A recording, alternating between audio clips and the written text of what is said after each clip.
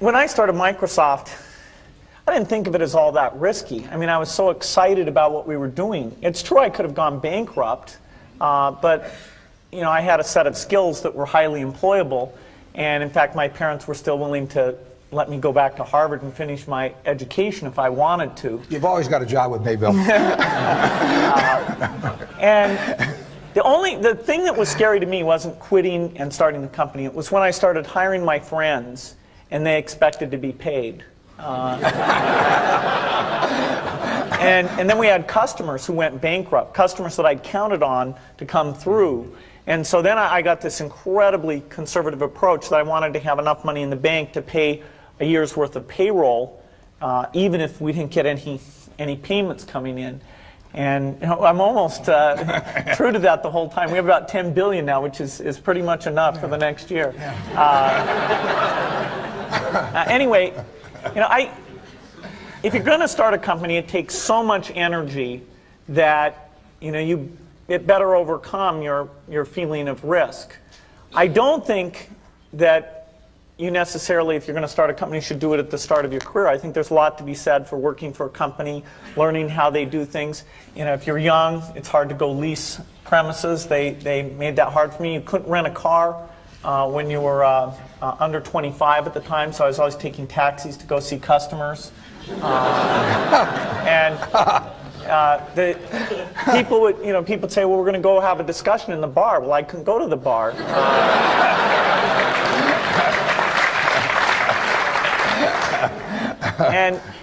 But you know, that's fun, because I'll tell you, when people are first skeptical and they think, oh, this kid doesn't know anything, then when you show them you've really got a good product and you know something, they actually tend to go overboard and they think, whoa, you know, they know a lot.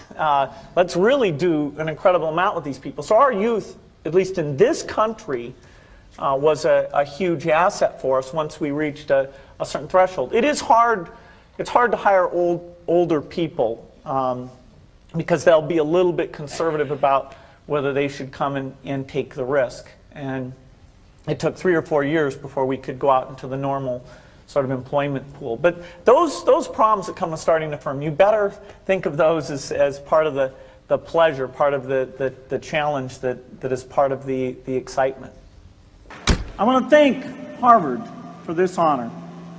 I'll be changing my job next year, and it will be nice to finally have a college degree on my resume. I applaud the graduates for taking a much more direct route to your degrees. For my part, I'm just happy that the Crimson called me Harvard's most successful dropout. I guess that makes me valedictorian of my own special class.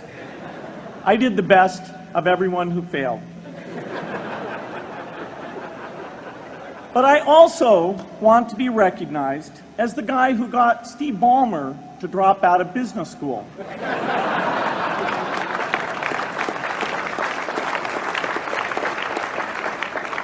I'm a bad influence. That's why I was invited to speak at your graduation. If I'd spoken at your orientation, fewer of you might be here today. I'm in meetings a lot. My calendar gets very full with those, and then at night, after the kids have gone to bed, I'm on email a great deal. I get messages during the day. That's my chance to give long responses. And then over the weekend, I send a lot of mail as well. I take 2 weeks a year to just go off and read and think, where I'm not interrupted by work or anything else. I'm just solidly trying to think about the future, and people get to send me things to read as part of that so-called Think Week. So it's a nice mix of things.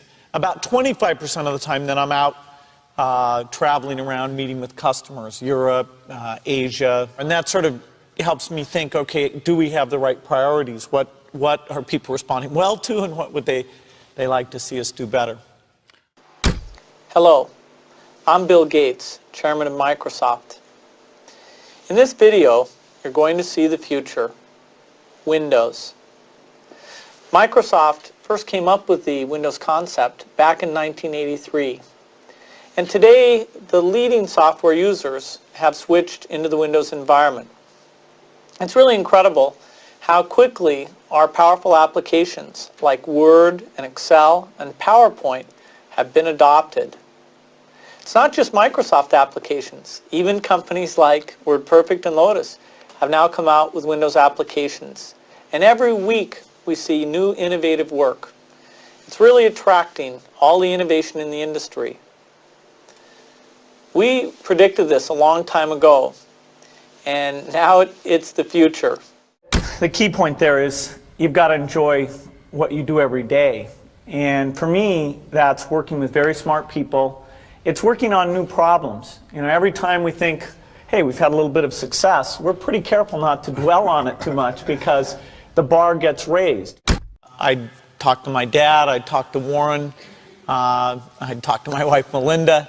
So I have enough people that know me and actually know where my judgment isn't its strongest, where I might get overexcited about something or, you know, forget to think about something. And so they're good at correcting, particularly Melinda, good at correcting whatever those blind spots are. And I think it's good to encourage your friends and advisors to really give them that license. You know, I can go to a party and forget to say hello to various people or something. That's a very minor example of my blind spots. Not to the hostess. Well, Melinda would help me do that. Yeah, she would, so, yeah. So, you know, a small number of people that you can turn to on certain key things is a great asset.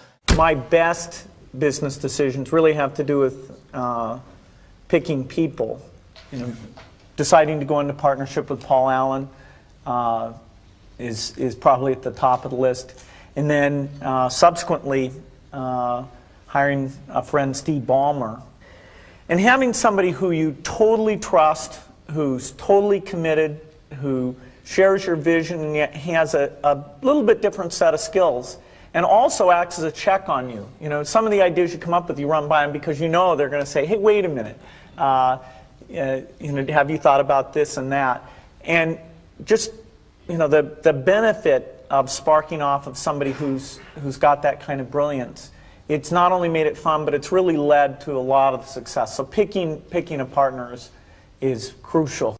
I had one habit that I developed when I was at college that was actually a very bad habit, which was I like to show people that I didn't do any work and that I didn't go to classes and I didn't care. And then at the very last minute, like 2 days before the test, I'd get serious about it. And people thought that was funny. You know, that was my positioning, the guy who did nothing until the last minute.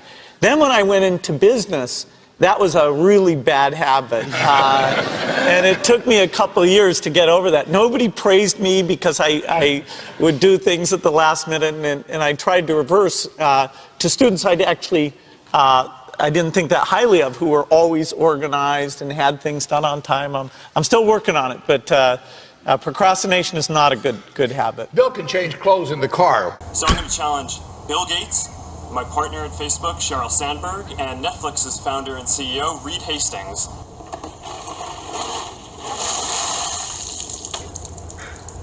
I'm glad to give to ALS. It's a great cause, but I want to accept this challenge. I want to do it better than it's been done. Been working on this, you know, got this design. There we go. Yeah, it's gonna be great.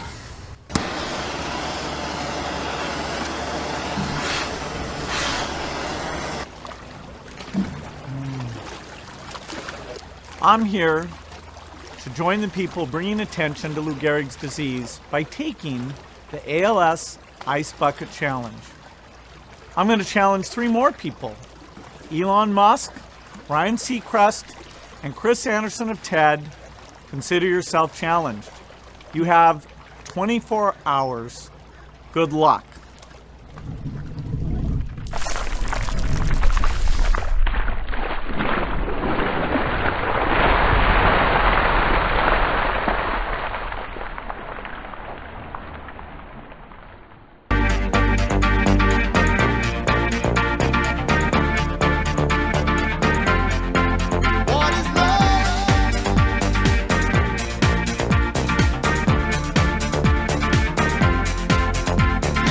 by the way. I believe in winners and losers, and especially the freedom to fail. Who? Him? Who? Him? Who? Him? Him? Who?